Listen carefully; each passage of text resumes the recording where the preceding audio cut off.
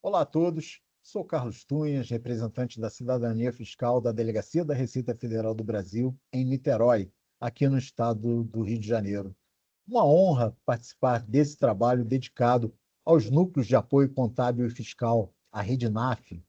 Nossa missão hoje aqui é falar da campanha Destinação, que tem como objetivo demonstrar ao contribuinte do imposto de renda, seja pessoa física ou jurídica, sobre a possibilidade de destinação de parte de seu imposto devido para causas sociais, de forma simples, segura, legal e, principalmente, sem qualquer custo financeiro. Farei uso de uma apresentação, a partir de agora, para facilitar o entendimento desses mecanismos de doação. E, ao final dela, esperamos que todos que nos assistirem estejam convictos de que essa destinação do imposto é, acima de tudo, um ato de cidadania, que permite a participação do cidadão na construção de uma sociedade mais justa e solidária.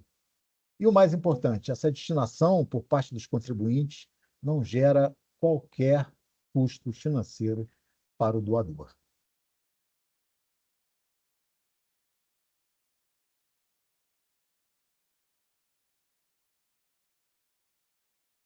Para começar, é importante destacar que a cidadania fiscal está presente em todas as ações da Receita Federal. Em nosso site, existe uma área específica dedicada a esse tema, que é esta que apresento agora no slide. Aqui vocês podem consultar todas as nossas iniciativas de cidadania fiscal. Temos o NAF, que vocês já conhecem bem, e é uma de nossas frentes mais importantes. E vejam, logo ao lado, a campanha de destinação. Ela é desenvolvida nacionalmente por dezenas de servidores da nossa instituição, espalhados por todo o país. Na página da campanha de destinação, vocês encontrarão um repositório completo de informações sobre esse benefício fiscal. O conteúdo inclui a legislação envolvida e um passo a passo detalhado que esclarece todo o mecanismo de doação. Além disso, há folders, vídeos, apresentações. Recomendo muito que vocês conheçam esse material ali disponibilizado. Falaremos agora das leis de incentivo, normas que colocam à disposição dos contribuintes a possibilidade de destinar uma parte dos impostos devidos a segmentos essenciais da sociedade. Nas leis de incentivo, opera-se a chamada renúncia fiscal. Ela ocorre quando o ente tributante abre mão de receber parte dos impostos devidos para estimular um setor econômico ou social específico. Essas leis servem para facilitar a captação e a canalização de recursos diretamente para as áreas para as quais foram criadas. Aqui na imagem estão os 8 segmentos sociais contemplados por leis de incentivo. Observem, nós trataremos exclusivamente das leis de incentivo na esfera federal, que é a nossa esfera de competência. O imposto de renda, seja da pessoa física ou da pessoa jurídica, foi o tributo selecionado pelos legisladores federais para servir como instrumento de fomento a essas grandes áreas sociais. A principal lei de incentivo é a Lei Rouanet, a famosa Lei Rouanet, que é como ficou conhecida a Lei de Incentivo à Cultura. Acredito que todos aí já ouviram falar nela. Nesse último ano, a captação de recursos incentivados através da Lei Rouanet atingiu um recorde histórico, com 3,4 bilhões captados. Ano a ano, os recordes vêm sendo quebrados. O objetivo da Lei Rouanet é captar e canalizar recursos para a cultura brasileira. Logo abaixo, temos o esporte. A Lei de Incentivo ao Esporte também vem conquistando anualmente resultados impressionantes, favorecendo o desporto e paradesporto brasileiro. Lá em cima, temos a reciclagem, a mais nova das leis de incentivo. Há também a Lei de Incentivo ao Audiovisual, os programas nacionais PRONAS PCD, dedicados às pessoas com deficiência, e o PRONON, ligado à oncologia. Grifados na cor vermelha, 2 segmentos que trataremos de forma mais detalhada ao longo dessa apresentação: as leis de incentivo dedicadas às crianças e adolescentes e às pessoas idosas. A legislação do imposto de renda autoriza e estimula que recursos valiosos sejam dedicados a exclusivo critério do contribuinte para esses importantes segmentos que agora mencionamos. A decisão é do contribuinte. É ele que decide se doará, para onde doará, quanto doará e, caso decida doar, se voltará a doar novamente no futuro. Nesse slide são os grupos de contribuintes que podem destinar parte de seu imposto de renda devido, que são a pessoa física que utiliza o modelo completo da declaração e a pessoa jurídica tributada pelo lucro real. É fundamental conhecer quais são os públicos autorizados para a doação. Afinal, muitos dos atores que atuam nos segmentos que mencionamos buscam esses potenciais doadores justamente para a captação de recursos. Contribuintes pessoas físicas que utilizem o modelo simplificado da declaração não estão autorizados a usufruir desse benefício fiscal, a realizar doações para aqueles segmentos. Da mesma forma, empresas que fazem uso do regime simplificado, optantes pelo Simples Nacional, e empresas tributadas sob outras formas de lucro, por exemplo, lucro presumido, também não estão autorizadas a doar. Esse slide mostra os limites autorizados para doações por pessoas jurídicas. Importante destacar que esses limites estão sendo objeto de atualização em razão de mudanças normativas recentes e também por conta de interpretações publicadas recentemente pela Receita Federal do Brasil. Esses percentuais podem parecer modestos. Vocês veem ali 1%, 1%, mas, em alguns casos, as somas podem atingir valores vultosos. Observem que uma pessoa jurídica tributada pelo lucro real poderá alcançar um percentual de doação de 10% do imposto de renda devido antes do adicional do imposto. Isso mesmo, 10% do imposto que deve poderá ser dedicado àqueles segmentos previstos nas leis de incentivo. Existe o chamado limite individual, onde não há concorrência, e também os limites coletivos, em que 2 ou mais segmentos poderão concorrer àqueles limites estabelecidos. As maiores empresas do país geralmente utilizam editais próprios, tornando público o seu interesse em destinar recursos do imposto de renda. Por meio desses editais, elas estabelecem critérios claros e selecionam os projetos sociais, culturais e esportivos que receberão o fomento. Para quem busca captação, entender como funcionam as leis de incentivo e como funcionam esses processos seletivos corporativos é um passo essencial. Outras empresas realizam as destinações por intermédio de suas áreas de contabilidade e responsabilidade social, estabelecendo critérios próprios para a escolha dos projetos. No entanto, muitas empresas ainda não fazem uso do benefício fiscal, não doam para aqueles segmentos sociais previstos nas leis de incentivo.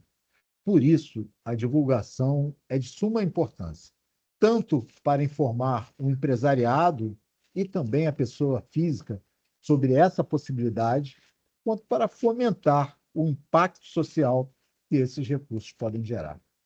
Aqui temos os limites para as pessoas físicas. As destinações podem ser feitas de janeiro a dezembro, da forma que melhor convier ao contribuinte, seja concentrando em um único segmento ou distribuindo entre os vários segmentos. O limite global é de 6% do imposto de renda devido das pessoas físicas. E é por esse percentual que todos os setores concorrem. No entanto, o segmento esportivo recebeu um tratamento diferenciado recentemente, ampliando o limite para 7%, que também concorrerá com os demais segmentos.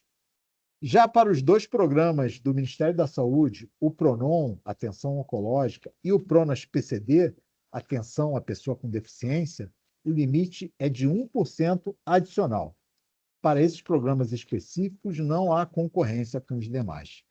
Assim, somando essas possibilidades, uma pessoa física pode atingir até 8% de destinação do seu imposto devido. Por exemplo, 6% para o Fundo de Direitos da Pessoa Idosa, mais 1% para o PRONON, mais 1% para o PRONAS-PCD. Esse é apenas um exemplo.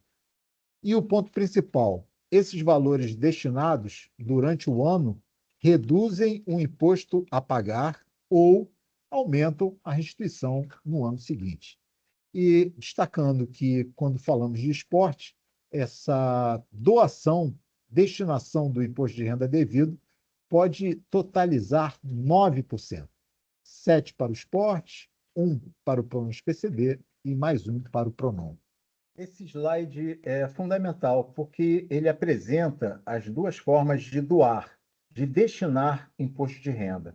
Para compreendermos melhor o funcionamento desse mecanismo, o ponto de partida é a análise do aspecto temporal. Observe, há duas modalidades de doação.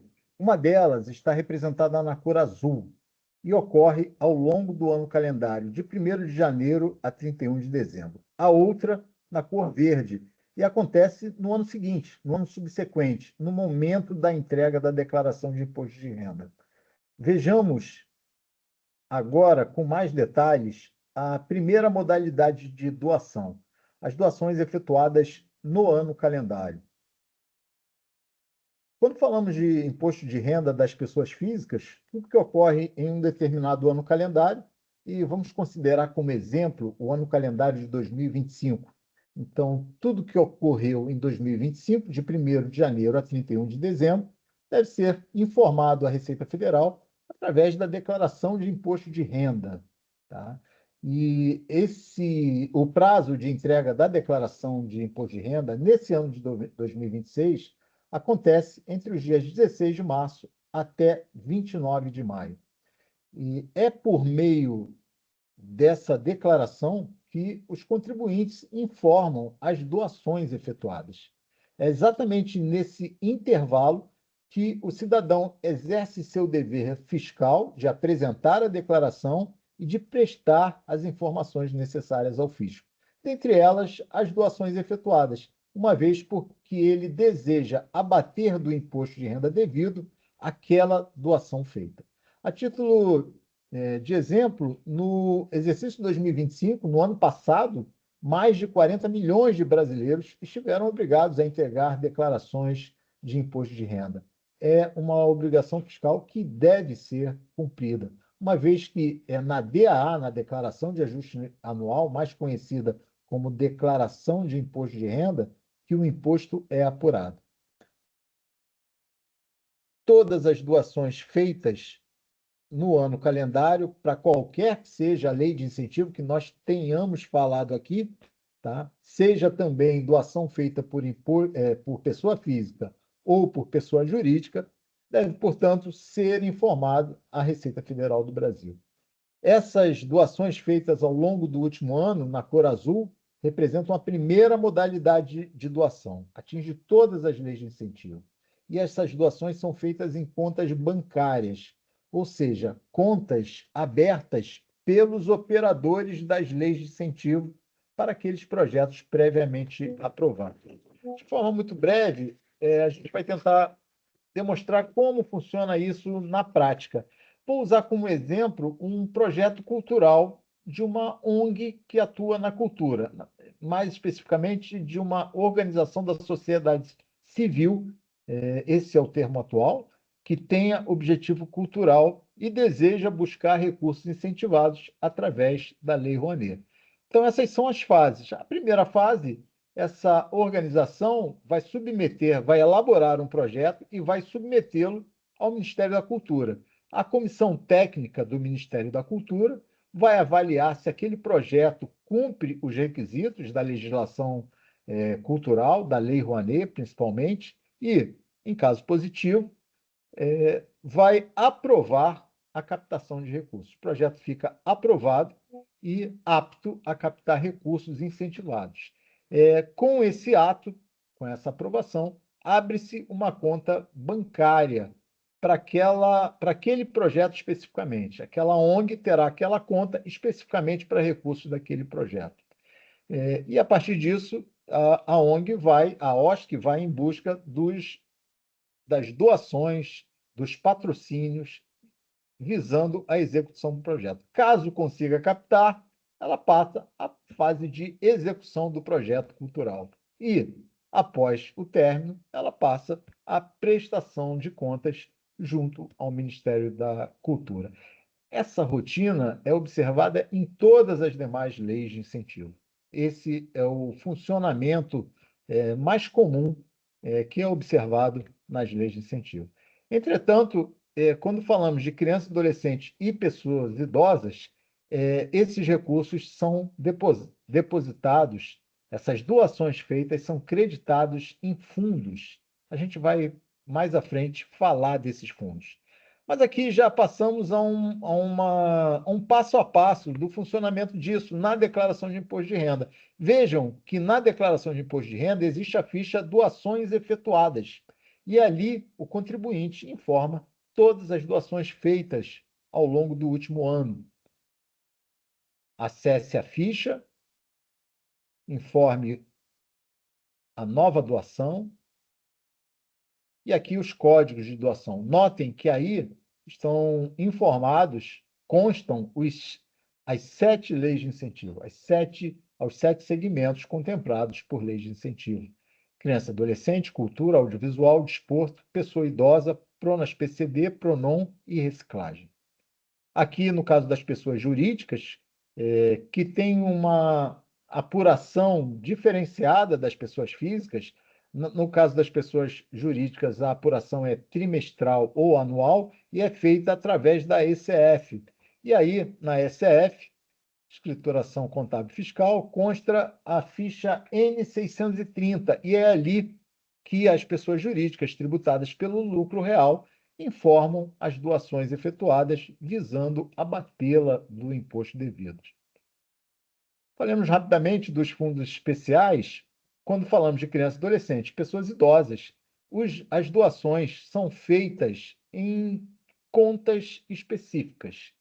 Fundos especiais, de uma forma muito simplista, muito resumida, representa uma conta bancária cujo objetivo é captar recursos financeiros, né, que só podem ser obrigatoriamente utilizados em ações, programas e projetos dedicados às pessoas idosas ou a crianças e adolescentes. Exclusivamente, esses recursos só poderão ser utilizados em ações, projetos e programas dedicados a essas populações. Nós falamos aqui de fundos especiais, que também conhecido como os fundos de direitos, também conhecido como fundos públicos, ou seja, né, são várias designações. Mas aqui nós tratamos apenas dos fundos especiais das crianças e adolescentes e das pessoas idosas, que são controlados pelos conselhos de direitos municipais, estaduais ou nacional. Dentre as principais receitas de um fundo, estão aí as doações incentivadas do imposto de renda das pessoas físicas e jurídicas. E, a nível Brasil, elas representam a maior parte, o componente mais expressivo de receitas dos fundos espalhados pelo país. Destacando que os conselhos de direito são órgãos colegiados, permanentes e deliberativos, incumbidos de deliberar sobre políticas públicas, seja na esfera federal, estadual ou municipal. Esses conselhos têm composição paritária, formada por representantes do poder público e da sociedade civil em igual número. E são esses conselhos que decidem, deliberam sobre a forma de aplicar os recursos captados via imposto de renda. Na grande maioria dos casos, nós vemos os conselhos de todo o país, na grande maioria dos casos, utilizando esses recursos em projetos capitaneados por OSCs. Esses projetos são selecionados pelos conselheiros de direitos através de editais de chamamento público. Esse é o funcionamento mais comum que nós temos observado na utilização desses recursos captados do imposto de renda. A DBF é a declaração de benefícios fiscais apresentadas por estes órgãos que recebem recursos incentivados. Aí, um resumo do que é a DBF, nós mencionamos só criança e adolescente aos fundos da pessoa idosa, mas todos os ministérios que também recebem recursos incentivados precisam informar a Receita Federal, e o prazo é o último dia útil do mês de fevereiro, todas as doações efetuadas por contribuintes, pessoas físicas ou pessoas jurídicas. É através da DBF que a Receita Federal vai cruzar as informações com aquelas prestadas pelos contribuintes, pessoas físicas e jurídicas, através da Declaração de Imposto de Renda, a DAA, Declaração de Ajuste Anual, ou através da SF.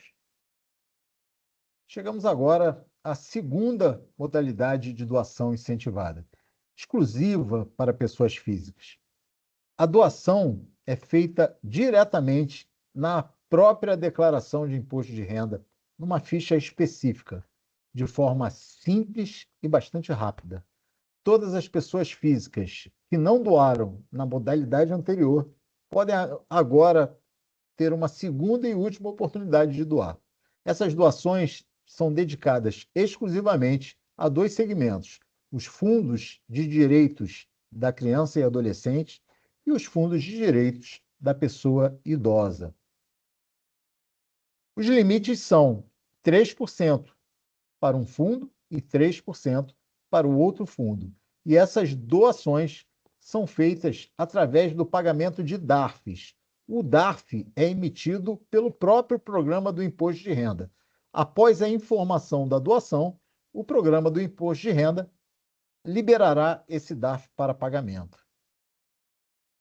Esses são os limites: 3% para um fundo, mais 3% para outro fundo, a exclusivo critério do contribuinte. O contribuinte pode doar para fundos municipais, estaduais ou até mesmo o nacional. Os limites são 3 mais 3, totalizando 6% do imposto devido. Para cada fundo doado, um DARF emitido. Aqui, a situação hipotética que demonstra as doações em ambas as modalidades. Nesse primeiro quadro, há um aviso. Se o contribuinte fez doações no ano passado e utilizou todo o limite, não é possível agora fazer destinação direta nessa segunda modalidade. Notem aí, no nosso exemplo hipotético, o imposto devido desse contribuinte é de R$10.000. Ele pode doar 3% para um fundo e 3% para o outro fundo, ou seja, R$600. Se ele já doou os R$600 no último ano, agora não poderá doar.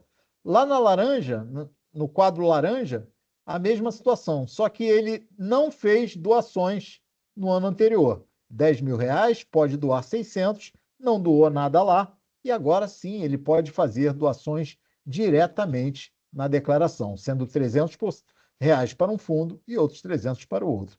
No quadro do meio, um exemplo que mostra que ele fez uma doação e agora ele só poderá, portanto, complementar aquela doação até atingir o limite global de R$600.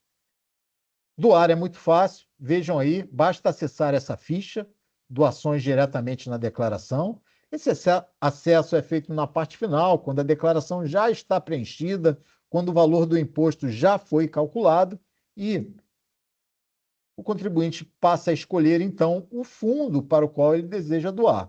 Geralmente, os contribuintes optam pelos dois fundos, criança, adolescente e pessoa idosa. Ele faz uma doação para o fundo que melhor lhe aprouver e depois faz a segunda doação para pessoas idosas. Aqui, um exemplo, doação para o Fundo Municipal da Criança e do Adolescente de Itaguaí, no Rio de Janeiro. Ele fez uma doação de R$200. Lembrem, R$300 para um fundo, R$300 para o outro fundo, nesse exemplo hipotético. Ou seja, ele ainda dispõe de R$100 para efetuar a doação para fundos da criança e adolescente. O próprio programa informa o valor disponível para doação. Aqui, os resultados possíveis de uma declaração de imposto de renda. Uma declaração ela só pode ter 3 resultados: imposto a pagar, imposto a restituir ou sem saldo de imposto. No primeiro caso aí, esse contribuinte apura um imposto a pagar de R$ 10.000, mas ele já fez pagamentos, retenções na fonte, ao longo do ano, no total de R$ 8.000. Então, deve 10, já pagou 8, resta aí um saldo a pagar de R$ 2.000. Se esse contribuinte fizer a doação de R$ 600, o DARF para pagamento do imposto será de R$ 1.400, ou seja, abatida a doação a que ele tinha direito. Um DARF de 300 para criança e adolescente, outro DARF de 300 para pessoa idosa e o DARF de 1.400. Notem, as deduções, as doações foram abatidas do imposto a pagar de R$ 2.000. Mas as doações também podem ser feitas, o benefício fiscal também vale para quem tem imposto a restituir. Nesse caso aí, esse contribuinte teve, vejam ali no quadro verde, um imposto a restituir. Ele teve imposto devido, ele apurou o imposto de 10.000, mas já havia pago ao longo do último ano, do ano calendário, R$ 13.000. O programa calculou que ainda haverá um imposto a restituir a favor daquele contribuinte de R$ 3.000. Ou seja, ele pagou mais do que ele devia. Se ele fizer a doação, pagar os 2 DARFs no total de R$ 600, o imposto a restituir dele será de R$ 3.600. Ou seja, a doação é acrescida ao imposto a restituir. Então, vale tanto para quem tem imposto a restituir ou para quem tem imposto a pagar. Ambos podem exercer sua cidadania fiscal e efetuar doações para fundos de direitos. Aqui, para quem tem imposto a pagar, esse é um exemplo de DARF de pagamento, no valor de R$ 2.000, imposto a pagar de R$ 2.000. Mas, caso ele opte pela doação máxima de R$ 600, esse DARF será de R$ 1.400. Aqui, os 2 DARFs, R$ 300 para fundo da criança e R$ 300 para fundo do idoso. Esclarecendo que esses valores são hipotéticos. Cada contribuinte terá aí o seu imposto devido e o seu potencial de doação. No caso de imposto a restituir, não há DARF de imposto a pagar, uma vez que o resultado foi imposto a restituir.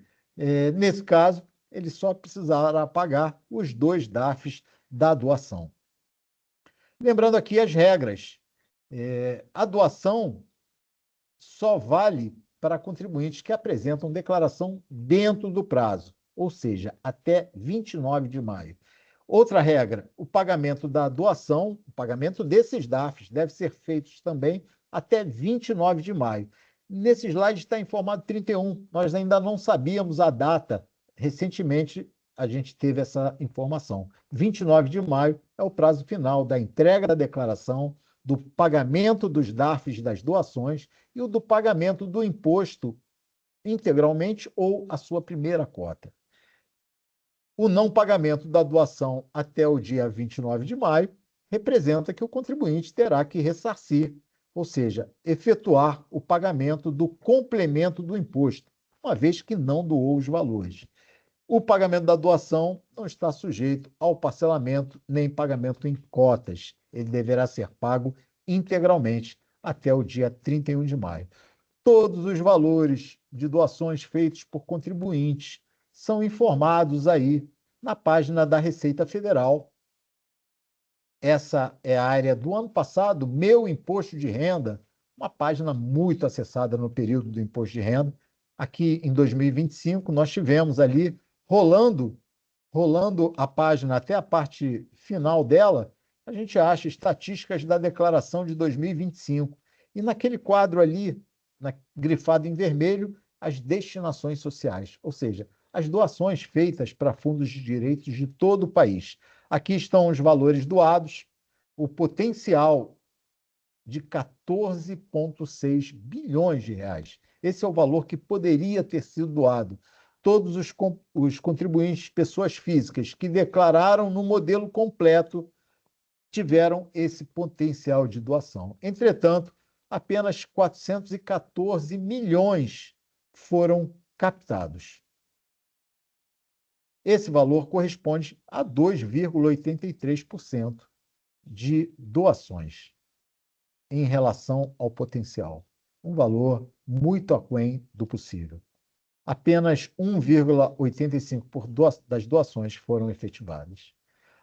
Esses dados estatísticos também são apresentados historicamente nos anos aí de 2024, 23 e 22.